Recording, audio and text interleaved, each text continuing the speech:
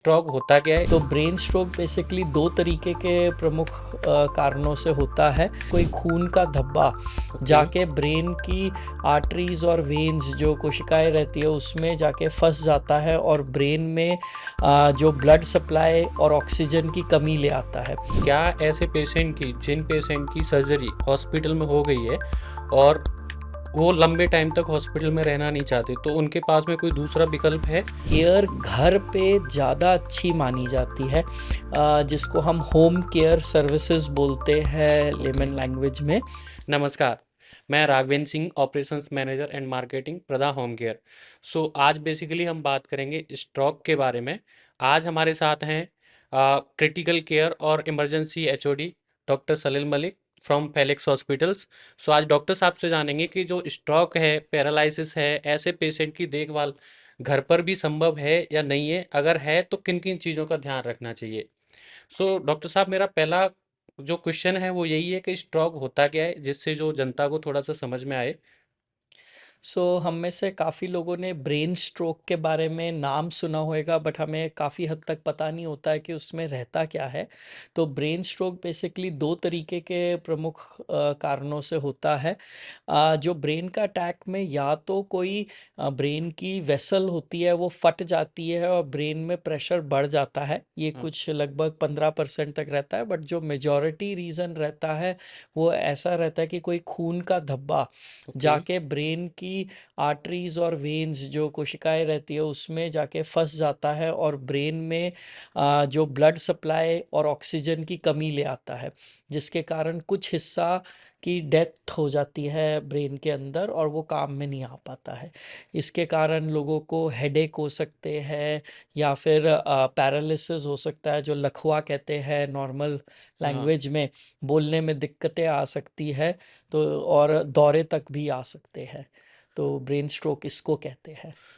Doctor साहब, अब मेरा जो दूसरा क्वेश्चन है वो ये है कि क्या ऐसे पेशेंट की जिन पेशेंट की सर्जरी हॉस्पिटल में हो गई है और वो लंबे टाइम तक हॉस्पिटल में रहना नहीं चाहते, तो उनके पास में कोई दूसरा विकल्प है? अगर है तो वो क्या है, और उसके बारे में किस तरीके से हम और आगे जा सकते हैं और अच्छे से देखभाल घर पे पॉसिबल कर सकते हैं? आजकल ये इंटरेस्टिंग चीज़ है कि हाँ।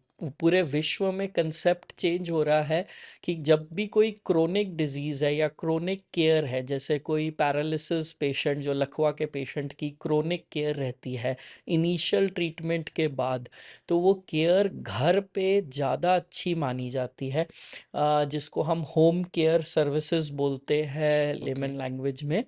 और इसमें घर पे ही हम वो सारी सुविधाएं देते हैं जो अस्पताल में मिल सकती है पेशेंट को, और इसके बहुत बेनिफिट भी होते हैं। सबसे बड़ा बेनिफिट होता है कि एक बहुत अच्छी सपोर्ट होती है घर में, एक पेशेंट के लिए एक फीलिंग रहती है कि वो अपने घर पे है, पॉजिटिवनेस रहती है, साइकोलॉजिकल हेल्प मिलती है। दूसरी एक बात इम्पॉर्टेंट रहती है कि जो अस्पताल का खर्चा रहता है वो 1/5 हो जाता है, मतलब 20% सिर्फ रह जाता है उसमें। तो फाइनेंशियल तो हेल्प बहुत मिलती है पेशेंट की फैमिली को। तीसरी चीज़ है कि बहुत सारे जो अस्पताल रिलेटेड इन्फेक्शंस रहते हैं, तो उनकी संभावना पेशेंट में होने की बहुत घटौती आती है। वहीं पे ही जो डिजीज़ रिलेटेड कॉम्प्लिकेशंस होते हैं वो बिल्कुल कम हो जाते हैं घर पे। ये डॉक्टर साहब ने बहुत अच्छी बात कही है कि स्ट्रोक वाले पेशेंट की अगर पोस्ट हॉस्पिटलाइजेशन घर पे केयर करता है कोई फैमिली, उसका फाइन सिर्फ रिकवरी में ही नहीं, फाइनेंशियली बहुत सारा बेनिफिट होता है, और हम सबके लिए जो फाइनेंस है वो बहुत ज़्यादा मैटर करता है। धन्यवाद डॉक्टर साहब। और दूसरा जो क्वेश्चन वो है कि सपोज डेट कोई पेशेंट का सर्जरी हॉस्पिटल में हो गया है। सपोज डेट हमारे बहुत सारे ऐसे पेशेंट हैं जिनके क्वेश्चंस आते हैं रेगुलर बेसिस पे, और वो इसको लेकर के डरते हैं कि हम होम केयर में क्या सेलेक्ट करें? कौन सी ऐसी होम केयर है जहाँ से हमें पता चले कि ये अच्छा केयर करेंगे या नहीं करेंगे? सो अगर स्ट्रोक वाले पेशेंट के लिए होम केयर सेलेक्ट भी करना है किसी पेशेंट को, तो वो किन-किन चीज़ों का ध्यान रखें? तो जी सबसे इम्पोर्टेंट रहता है, कभी भी आप कोई होम केयर प्रोवाइडर कोई सर्विस को सिलेक्ट कर रहे हैं, तो वो एक रेपुटेटेड कंपनी से होनी चाहिए, लाइसेंस्ड कंपनी से होनी चाहिए। जो भी आपके मेडिकोज या हेल्थ केयर वर्कर्स आपके घर पे आ रहे हैं, उनकी प्रॉपर वेरिफिकेशन होनी चाहिए। तो आपको अपने प्रोवाइडर से वो पूछना चाहिए कि भी उनकी सर्टिफिकेशन और उनकी वेरिफिकेशन हुई है, और वो शेयर होनी चाहिए। और जो भी सर्विस है वो पेशेंट स्पेसिफिक होनी चाहिए। साथ ही साथ ये इम्पोर्टेंट रहता है कि हम सर्विस में ले क्या, तो हमें हमेशा याद रखना चाहिए, जैसे शरीर में अलग अलग अंग है बट एक हॉलिस्टिकली बॉडी चलती है, वैसे ही जो ट्रीटमेंट होता है वो हॉलिस्टिक होता है, मगर वो स्पेसिफिक होता है पेशेंट रिलेटेड। तो जहाँ पे हम एक स्पीच थेरेपिस्ट की बहुत इम्पोर्टेंस देखते हैं कि भी पेशेंट को अगर बोलने में दिक्कत आई है लकवा के बाद, तो वो स्पीच थेरेपिस्ट उनकी मदद घर पे आकर दे सकता है अच्छी। वहीं पे ही एक ऑक्यूपेशनल थेरेपिस्ट रहते हैं जो उनकी डेली एक्टिविटीज़ में कि ड्रेसिंग कैसे करनी है, कुकिंग कैसे करनी है, बेदिंग कैसे करनी है, चाय का ग्लास कैसे उठाना है, तो उसमें बड़ा हेल्प करते हैं। वहीं पे है जो फिज़िकल थेरेपी और एक मेंटल थेरेपी, दोनों का ध्यान रखना पड़ता है, और उसके भी स्पेशलिस्ट रहते हैं जो उनका मनोबल ऊपर रखते हैं। क्योंकि जैसे आप जानते हैं कि अगर पेशेंट हार जाए, मनोबल उसका कमज़ोर हो जाए, तो फिर कितनी भी थेरेपी दे वो काम नहीं कर पाती है। तो ये चीज़ें भी होम केयर में आती है।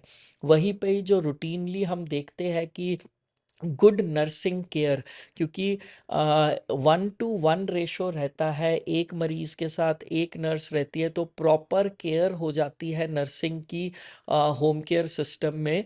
जो सिर्फ एक ही पेशेंट देख रहे हैं तो एक्स्ट्रा ध्यान रखा जाता है, छोटी छोटी चीज़ें पकड़ी जाती है अर्ली अगर कुछ गड़बड़ हो रही है।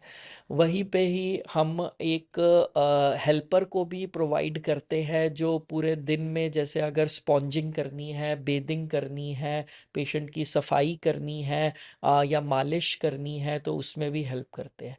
और लास्टली एक फिजियोथेरेपिस्ट का बहुत बड़ा रोल रहता है, जो एक प्रॉपर तरीके से फिजियोथेरेपी की एक्सरसाइज कराते हैं, जिसमें वो ध्यान रखते हैं कि कितना प्रेशर से कॉन्ट्रैक्चर्स ब्रेक करने हैं, जिससे कॉम्प्लिकेशंस जो रहते हैं लकवे के कि भी हम्म। जकड़ जाती है जो बॉडी, उसको कैसे खोले और फिर पेशेंट कुछ ही समय में अपने बलबूते पे कैसे चल सके, वो पैरालिसिस कैसे ख़त्म कर सके, बॉडी उससे कैसे अडेप्ट कर सके, और वो जल्दी नॉर्मल अपनी लाइफ में आ सके। तो ये सब रहता है। डॉक्टर साहब, मेरा जो तीसरा क्वेश्चन था वो उसी से रिलेटेड था। जनरली आपने सारे कवर कर लिए हैं। पहला तो ये आपने जो बोला कि पर्सनलाइज्ड केयर हो जाता है हॉस्पिटल में, जनरली एक स्टाफ नर्स है या कोई डॉक्टर है तो उसको मल्टीपल पेशेंट असाइन होते हैं। जैसा कि आपने बोला घर पे वो वन स्टाफ बिल्कुल, एक ही पेशेंट को देखता है। बिल्कुल। दूसरा, पेशेंट घर पे ही रहता है तो आपके जो आपने मेंशन भी किया का फैमिलियर एनवायरनमेंट मिलता है तो पेशेंट की रिकवरी बहुत फास्ट हो जाती है। हाँ जी। तीसरा जो क्वेश्चन मैं पूछने वाला था वो जो आपने ऑलरेडी मेंशन कर दिया कि फैमिली मेंबर, अगर हम किसी पेशेंट को जो जिसको स्ट्रोक आया हुआ है और उसकी घर पे देखभाल कर रहे हैं हम्म। और पैरालाइज्ड है या ऐसा है, तो उसमें स्टाफ के साथ साथ में जो ट्रेंड स्टाफ है उसकी केयर करने गया है घर पे, वो फैमिली मेंबर भी किस तरीके से सपोर्ट करे कि जिससे पेशेंट की, और जनरली तो हम जब अपने पेशेंट की देखभाल करते हैं तो हमारा मन मानता ही नहीं है, चाहे कोई भी हो, हम भी बीच में आ ही जाते हैं सपोर्ट। लेकिन एक गाइडलाइन ऐसी हो जहाँ से जैसे सपोर्टेड हम अपनत्व ना करके पेशेंट को इन्फेक्शन होने से बचाएं, तो ऐसी कौन कौन सी ऐसी बहुत सारी चीज़ें हो सकती हैं जो आप मेरे से बेहतर तरीके से बता पाएंगे। सो लकवा जब हो जाता है, ब्रेन स्ट्रोक जब हो जाता है पैरालिसिस में, मेरे को लगता है फैमिली मेम्बर की बहुत ज़्यादा इम्पोर्टेंस होती है, और उनका केयर मतलब कि भी बिल्कुल भी कंपेयर नहीं कर सकते हैं। सबसे पहली चीज़ रहती है कि जो वो मानसिक संतुलन को इम्प्रूव करते हैं पेशेंट का, वो बहुत ज़रूरी होता है, ओके। क्योंकि मनोबल बढ़ाना होता है ऐसे मरीज़ों का कि भी वो जल्द ही ठीक हो जाएंगे। क्योंकि ये स्लो प्रोसेस रहती है तो उनको इंकरेज करते रहना होता है इसके उसमें। साथ ही साथ में एक इमोशनल सपोर्ट, एक एम्पैथी जो गेन होती है घर वालों के साथ, घर वालों के बीच में, तो वो बड़ा इम्पोर्टेंट रहता है, जिसमें हमारे भी जो स्टाफ मेंबर्स जाते हाँ। हैं वो एक घर के सदस्य जैसे ही बन जाते हैं, जो दिन रात उनके साथ ही रहते हैं पेशेंट की हर एक नीड को ध्यान रखते हुए। वैसे ही जो डेली एक्टिविटीज़ रहती है पेशेंट की, उसमें हेल्प करने में जो घर वाले हैं काफ़ी बड़ा सपोर्ट देते हैं हमारे को। साथ ही साथ में घर वाले जैसे जो थेरेपी हो रही है, फिजियोथेरेपी अगर करवा रहे हैं, तो वो इंस्ट्रक्शंस फॉलो करने में बहुत हेल्प मिलती है घर वालों की सपोर्ट के कारण उसमें। साथ ही साथ घर वालों को वो सारी थेरेपी, चाहे वो डाइटिशियन का रोल है हुँ। या डॉक्टर की मेडिकेशन है, ओके। वो चीज़ समझनी चाहिए और वो देखनी चाहिए कि कैसे होता है। और जब ये सारी चीज़ें होती हैं, तो यही घर वाले जो रहते हैं, एक बहुत बड़ा सपोर्ट बनते हैं सोसाइटी में एडवोकेट करने के लिए, अवेयरनेस लाने के लिए, ब्रेन स्ट्रोक के लिए कि क्या होता है ब्रेन स्ट्रोक और उसमें क्या-क्या दिक्कतें आ सकती है और कितना साइकोलॉजिकल और फाइनेंशियल बर्डन वो रह सकता है। उस चीज़ की अवेयरनेस लाने में मदद करते हैं फैमिली मेंबर्स काफ़ी ज़्यादा। ओके। सो अभी जो नेक्स्ट जो क्वेश्चन है वो मेरा ये है कि सपोज दैट कोई पेशेंट होम केयर हायर भी करता है, जैसे अभी हम बात भी कर रहे हैं कि आजकल स्ट्रोक केयर जो है वो घर पे पोस्ट हॉस्पिटलाइजेशन, सपोज दैट किसी पेशेंट का सर्जरी हो गया उसके बाद में जो ज़्यादा बर्डन भी ना आए फाइनेंशियली भी, और पेशेंट का कोई ऐसा अल्टरनेटिव हो तो जो आपने ऑलरेडी सजेस्ट किया कि home care is the best solution. So ऐसे केसेस में सपोज दैट कोई पेशेंट बिलीव भी करता है कि चलो ठीक है मैं होम केयर हायर कर लेता हूँ किसी पर्सन को, सो उसमें रिकवरी में वो कितना एक्सपेक्टेशन कर सकते हैं कि कितना उसमें बढ़ोतरी आ सकता है और कितनी फास्ट या किस तरीके की रिकवरी जर्नी होने वाली है होम केयर में आने के बाद पेशेंट की। बिल्कुल। सो कभी भी ऐसा पेशेंट होता है जिनको ब्रेन का स्ट्रोक आ रखा है, जिसके कारण पैरालिसिस हो रखी है, तो लगभग पहले महीने में सबसे ज़्यादा रिकवरी आती है और फिर ओके। वो धीरे-धीरे, धीरे-धीरे बढ़ती है। इनफैक्ट अस्पताल में ही पहले 3 दिनों में सबसे ज़्यादा रिकवरी के चांसेस रहते हैं, जो मैक्सिमम दिखाता है। ओके। फिर रिकवरी स्लो रहती है और हम्म। वहीं पे ही होम केयर स्टाफ की इम्पोर्टेंस आती है, जो ना केवल फिजिकल या कॉग्निटिव फंक्शंस को हेल्प करते हैं, मतलब जो मानसिक या और साथ ही साथ में जो फिजिकल नीड्स रहती है उन सबको केयर टेक करते हैं। वहीं पे डेली एक्टिविटीज़ का ध्यान रखते हैं, बिकॉज ऐसे मरीजों में कॉम्प्लिकेशन होने की संभावना बहुत रहती है, जैसे कि बेड सोर हो जाना ओ। या स्टिफनिंग ऑफ जॉइंट्स हो जाना। ओके। तो वो चीज़ बड़ा ढंग से समझाना पड़ता है फैमिली को भी, और स्टाफ को भी ध्यान रखना होता है कि जैसे उनकी करवट जो है, और वो करवट देने का भी एक स्पेशल तरीका होता है, वो पूरी करवट आए, ढंग से आए, और फैमिली भी ये चीज़ सीख पाए कि आगे कैसे करके वही चीज़ करनी है जब होम केयर सर्विसेज ख़त्म होती है।